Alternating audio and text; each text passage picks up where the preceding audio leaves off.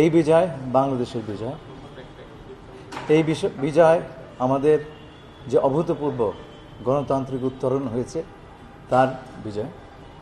এই বিজয় আমাদের প্রিয় প্রধানমন্ত্রীর বিজয়, কারণ তিনি যদি এই সিদ্ধান্ত না নিতেন এবং দৃঢ়ভাবে এবং অবিচলভাবে বিরতিহীনভাবে আমাদেরকে সমর্থন না করতেন, তাহলে এই 10 বছরের রাস্তা 10 সপ্তাহে আমরা অতিক্রম করতে পারতাম না।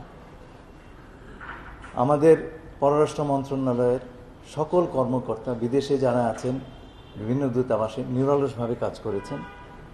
আমাদের পররাষ্ট্র প্রতিমন্ত্রী এবং মাননীয় প্রধানমন্ত্রীর পররাষ্ট্র বিষয়ক উপদেষ্টা, আমরা যে টিম স্পিরিটে কাজ করেছি, এই বিজয়ের পেছনে তার অবদান ছিল বিপুল। এই বিজয় আমরা বাংলাদেশের ভবিষ্যতের কাছে উৎসর্গ করছি। ধন্যবাদ।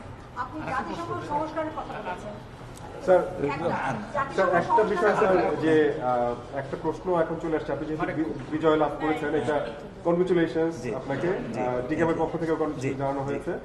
এখন স্যার মানে কিভাবে, আপনি তো ইউএনএ বলে আসছেন যে আপনি ছুটি চাকরি ছাড়বো কিনা, এটাই তো, ছুটি নেবো কিনা ভাই, এত ব্যস্ত হয় না, এর প্রেসিডেন্ট আছে।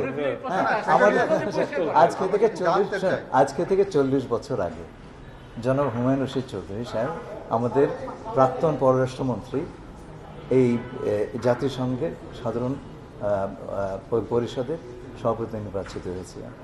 I was his private secretary, হ্যাঁ, এবং তার সঙ্গে আমরা কাজ করেছি। উনি 2 পদেই পূর্ণকালীনভাবে কাজ করতে পেরেছেন। সেই সময় সেটা ইন্টারনেট পূর্বযুগ ছিল। আজকে কিন্তু আপনি সিজলেসলি দুটো কাজ করতে পারেন।